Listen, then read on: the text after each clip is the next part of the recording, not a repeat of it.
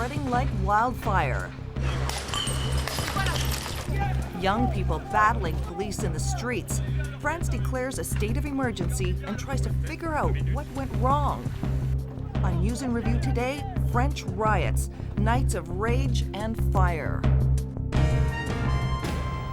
Hello, I'm Carla Robinson.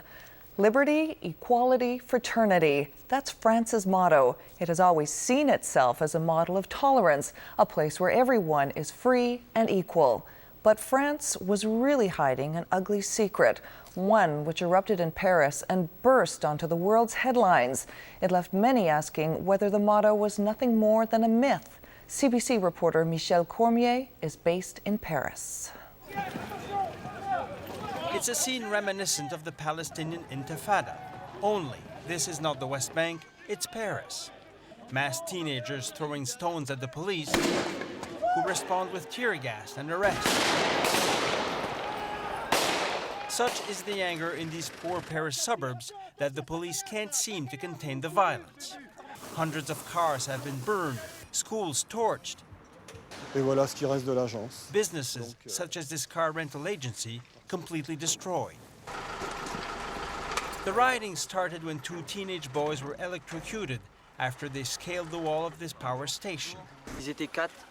Witnesses say they were being chased by the police, but police deny it. But demonstrators who marched to mourn the two dead teenagers say it's the French government's heavy-handed way of dealing with the mainly black and Muslim population of the suburbs that's their problem. Just days before the rioting started, the outspoken security minister and presidential hopeful Nicolas Sarkozy promised to rid the suburbs of crime and gangs. Vous avez assez de cette bande de racailles. I will rid you of the racaille, of the trash, said Sarkozy. Many believe the root of the violence is hopelessness, despair, unemployment. Nadir Dendoun, a student of Arabic background, lives in one of the toughest neighborhoods. They are sick of living in the slums because they are sick of not having a job. They are sick of losing hope in life. And what they want is to live like other French people. For decades, France prided itself on having Europe's best integration policy. It built housing for mainly Arab and black immigrants in French suburbs. Now many people believe France must rethink that plan. But first, it must find a way to end the riots.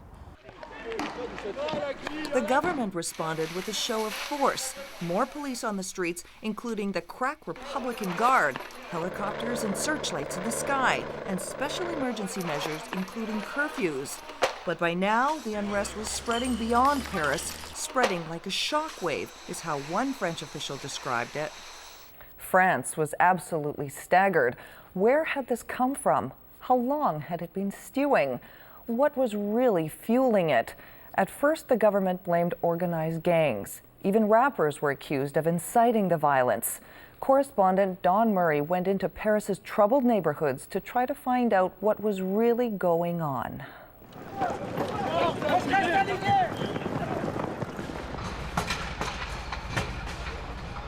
Like a contagion, the fires have spread across France.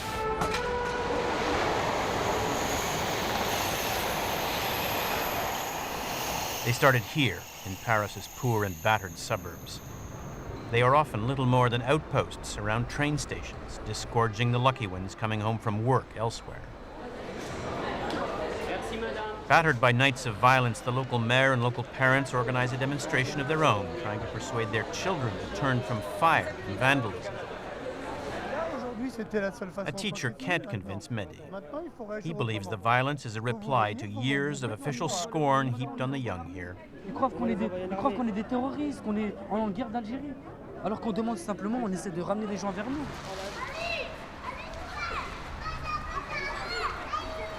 The following day, Mehdi and his friend Issa, they wouldn't give their last names, agreed to show me around their world.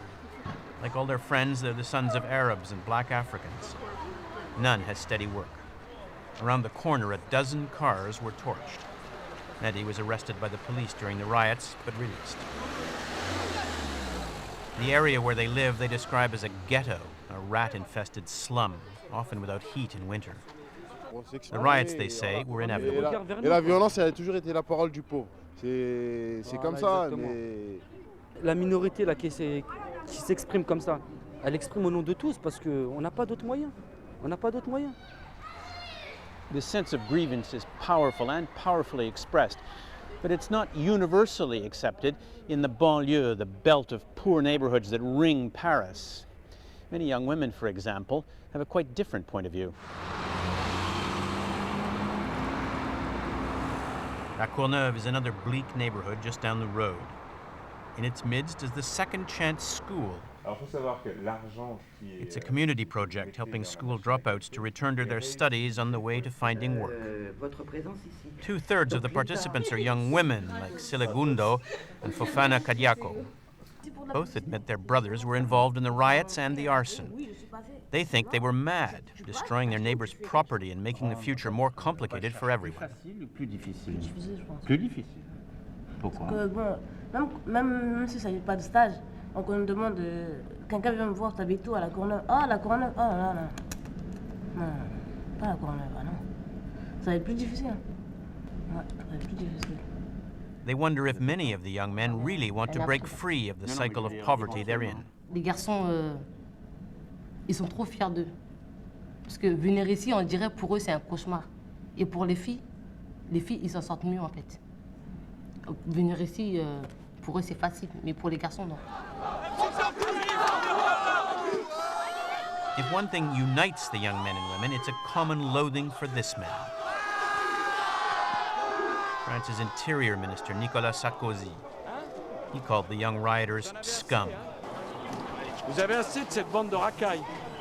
On va vous en débarrasser. Sarkozy, il faut dire. Sarkozy, il dit des pronoms, il dit des trucs racistes. On va nettoyer au Karcher, ça se dit pas ça. C'est comme si il disait on va nettoyer de la merde. Ça se fait pas. Et cette merde, entre guillemets, c'est nous. Voilà. Donc, on va dire les Noirs et les Arabes. Elle est où la liberté ici? La liberté, vous sortez, vous faites contrôler 5-6 fois dans la journée. L'égalité, elle est où? L'égalité, vous allez au travail, vous n'avez même pas les mêmes chances que le gars qui a grandi dans le 16e. Et la fraternité, il n'y a pas de fraternité. Tout le monde a peur de l'étranger ici, tout le monde a peur du musulman, tout le monde a peur du black ou du beurre, tout le monde a peur de nous, quoi. An underclass united against its government, furious and impatient. Citizens who don't feel they're treated as citizens. It's a combustible mixture that has exploded once and may explode again. Don Murray, CBC News, Pierrefitte. The flames and riots did die down, but as Don asks, for how long? That will depend on how France deals with the source of the anger and rage. And to do that, France may have to change. Is it ready to do that? That's the question veteran CBC foreign correspondent Joe Schlesinger asks. The fires of fury burning in France may be dying down, but the ashes of bitterness they're leaving behind are likely to stay hot, red hot, for a long time to come. The embers could easily burst into flames again, and not just in France. We've seen that same rage recently turn to mass murder in bombings in Britain, and convulse Holland with a murder so foul it left its victim, the controversial filmmaker Theo van Gogh, with 8 bullets in his body, his throat slit, and a knife stuck in his chest. These flames of hate, lit mostly by Muslims, have also flared elsewhere in Germany and in Belgium.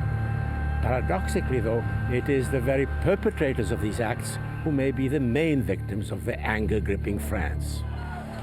The virulence has been widely seen as an extension of the violence that has gripped the Muslim world from Bali to Beirut, and a sign of Muslim antagonism towards the European societies in which they have settled. On closer examination, though, a different pattern emerges: the widespread inability and unwillingness of Western European societies to accept the Muslims in their midst, not just the immigrants, but also their children and grandchildren who feel frustrated by their exclusion from full membership in the nations into which they were born. A country like Germany, a country like France, its settlement is centuries old, even thousands of years old, and it sees the outsider as a threat. Nowhere has that been more evident than in France. The youths who rampaged through hundreds of French towns were not on some jihad to free Iraq or Palestine from foreign domination. They were out there to protest what they see as their own domestic oppression by cops, by government neglect, and racism. Their model is not Al-Qaeda, but the gang culture of American ghettos, complete with hooded sweatshirts and their own rap music. Theirs is a nihilistic despair born of shattered dreams and broken promises. The glory of France. The revolutionary promise of liberty, equality, fraternity. But it is that very promise that is in good part at the root of France's current unrest. It's very abstract, indeed, it's very theoretical, but as a kind of national myth, it was quite effective for quite a long time. A myth may be, but a myth with a noble goal. Equality for all, and an equality that is blind to color, religion, and ethnic differences. But the French also pride themselves on being logical, and logic dictates that equality for all also means no special treatment for anyone. Therefore, no leg up for immigrants, no affirmative action to overcome barriers to cultural and social equality, no courses to teach kids of different backgrounds pride in their roots. Charlemagne and Napoleon, yes. Saladin and Suleiman the Magnificent, never. Total assimilation is the objective. Anything else, according to President Jacques Chirac, smacks of multiculturalism, and taking that route would mean losing France's soul. But now it is that very drive to assimilation itself that is turning into a threat to France's soul. It has stalled among the offspring of immigrants. In school, it's drummed into them that they're as French as any Frenchman, that they are the heirs to the glories of France and its culture. Their daily reality, though, is different. Most live crowded together in high-rise slum communities isolated from mainstream France. Their schools are inadequate, their job opportunities negligible. They are no longer Algerian or Senegalese as their parents were. They may be the sons of France, but they are the rejected, disinherited sons of France. If France's model of assimilation is failing, then what about multiculturalism? Well, the British adopted the multicultural approach, and look where it got them. Where the French malcontents mostly took out their wrath on hated symbols in their own neighborhoods, their British counterparts struck at the heart of the country. Where the French vandalized empty cars, those in Britain bombed crowded trains. In France, 1 dead. In Britain, 52. The London suicide bombers were, by all accounts, a regular sort of chaps, and they had a choice. They could be both British and retain their ancestral bonds. Instead, they opted for the most violent form of their religious ties and declared war on their country. Large-scale migrations have never been easy. The poor and huddled masses that began pouring into Canada and the US late in the 19th century suffered many hardships and indignities. But as the generations passed, they melded and formed a new society, refreshed and changed by a constant influx of new immigrants. So the United States or Canada have over a century of history of integrating newcomers, and France and Germany are struggling in the earliest stages of learning how to do this. I think French society is very fractured. It has lost its cohesiveness, and that's yet another sign that this Republican model we were discussing is not functioning anymore. What I do think is that France needs to change, and it needs to change fast.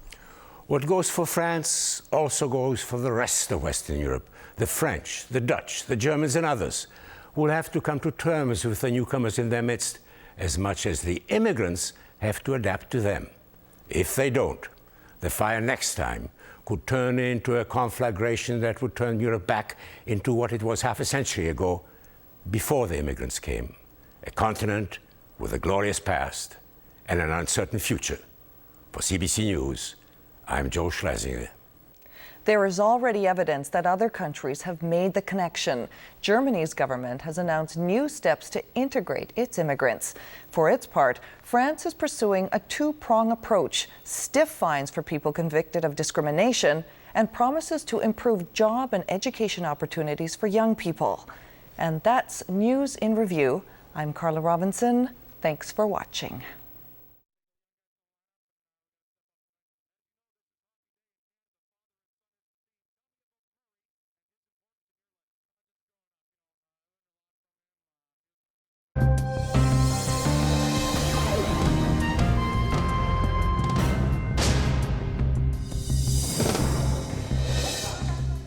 Global warning as a deadly virus continues to spread. It is such a lethal killer in both animals and humans. Is Canada ready? If this happens, we will see people. We'll know a lot of people that are sick.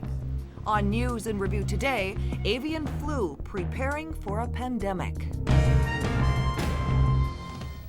Hello, I'm Carla Robinson. Scientists all over the world are tracking a deadly virus, a virus many fear could one day kill millions and millions of people. It's a strain of avian influenza, or bird flu, known as H5N1. The virus was first detected on a chicken farm in Scotland almost 50 years ago, but it wasn't until 1997 that it made the first known jump to humans during an outbreak in Hong Kong. And by then, it had become a lot more lethal. 18 people became sick and 6 died. Since then, the H5N1 virus has spread to other countries in Asia and Eastern Europe, with human cases reported in China, Vietnam, Thailand, Cambodia, and Indonesia. By the end of 2005, a total of about 140 people were known to have been infected, and just over half of them had died. So far, most human cases have resulted from close contact with infected birds, but many scientists worry the virus could mutate into a form that spreads more easily from person to person, and that could cause a catastrophic flu pandemic. The CBC's Kelly Crow looks at the H5N1 virus and why it's so dangerous. Never has the world been so worried about the health of a chicken. Even though for centuries humans and chickens have crowded together, the chickens have always shed viruses, the humans have always breathed them in. Usually nothing happens. Usually bird viruses are harmless to humans. But every now and then, one virus figures out how to infiltrate the human immune system. Usually it happens quietly, unnoticed, until hundreds of people are suddenly sick. But this time, every mutation is carefully analyzed. H5N1, even its name is becoming a household word. For the first time in history, the world is watching the evolution of the human flu. Throughout history, every new flu strain has been scary because it catches the human immune system unprepared. The death toll from a new flu is always higher. But H5N1 is extra scary because it resembles the most infamous flu virus of all time, the 1918 Spanish flu strain, the one that infected half the world's population, killing more than 40 million people. For years, the Spanish flu virus was a mystery until scientists dug through old U.S. Army autopsy samples and collected enough fragments of the virus to genetically reconstruct it. What they found was an avian flu that has a lot in common with today's H5N1. The more data that we collect in our scientific studies supports the fact that this virus, H5N1, is very similar to, if not a kissing cousin, to the H1N1 virus that we saw in 1918. Not only does it actually act the same way in the animal or the human in terms of the way the virus grows, the number of organs it infects, the kind of immune response that it solicits, but also the fact that it is such a lethal killer in both animals and humans. Another disturbing thing about H5N1 is the way it kills people. The virus provokes such a strong immune response that the body ends up killing itself. Scientists saw the same thing back in 1918. In 1918, the highest number of deaths by far occurred in those 20 to 40 years of age, and that you basically have a collapse of your circulatory system, your blood system, and in that kind of a setting, even in today's modern intensive care units, these patients often have a very, very poor outcome. In order to get it from birds, H5N1 has to be already in the bird population. It has not yet spread to North America. It has spread from Asia to Eastern Europe, carried by migratory birds. And that's a problem because more bird disease means more chances for the virus to infect humans. How it gets from birds to humans is simple. The bird sheds the virus in its droppings, and then the human inhales it or ingests it. And every time that happens, the virus gets another chance to practice causing human disease. A bird that is either sick or not even sick, a bird that's excreting the virus is all over its feathers and its body, and people handling it, their hand goes up to their mouth, transmits into their respiratory tract a high dose of the virus, causes disease. Flu vaccines need to be updated every year because the viruses are always changing. As an experiment, U.S. scientists created a test vaccine against an old version of H5N1, and it does seem to work. But the bad news is that at the moment, there is no way the world could make enough of the vaccine to go around. The real problem is we don't have the production capacity. On a worldwide basis right now, given the antigen requirements or the amount of egg-based virus that you would need to make the vaccine, we can probably protect in a year's time after the pandemic begins between about 85 to 100 million people worldwide. That's it. That's less than 1.5% of the world's population. There isn't much the average person could do in the midst of a pandemic because the virus will spread so fast.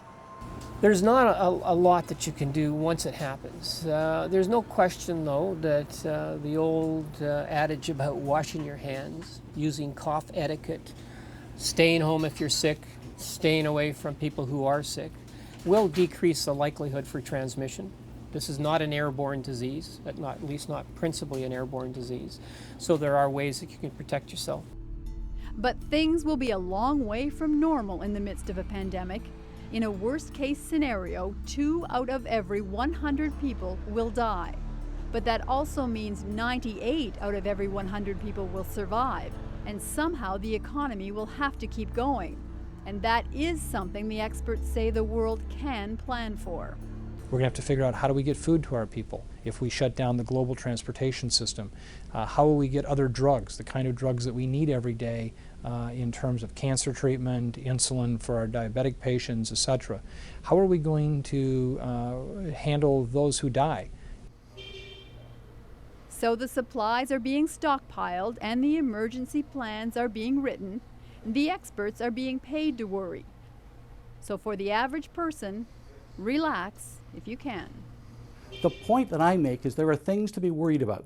Worry about your family. Worry about driving your car. Worry about the things that are really going to kill you. Worry about the animal that's really going to kill you, the fried chicken, that you're going to get overweight and die from a heart attack. That's the bird flu that's going to kill most North Americans. After all, when it comes to predicting what a virus is going to do, no one knows for sure what is going to happen. So far, the deadly flu virus hasn't shown up in Canada, but there have been some scares. In 2004, a major outbreak of another kind of avian flu in British Columbia caused huge losses for poultry farmers. 15 million birds had to be destroyed. And last November, an avian flu virus was found in a duck on another BC farm. Again, it wasn't the deadly strain, but 60,000 birds on the farm had to be slaughtered. So these days, Canadian poultry farmers aren't taking any chances. Yeah, this is some new initiatives that we've taken. Anyone visiting this farm has to suit up and go through a biosecurity routine. As you can see with some of the gating and some of the other biosecurity aspects that have taken place and are now in effect, even very little traffic on and off of these farms unless it's necessary. Some farmers fear their poultry could be infected by migratory birds, but Canadian government officials say that's unlikely. Majority of the birds involved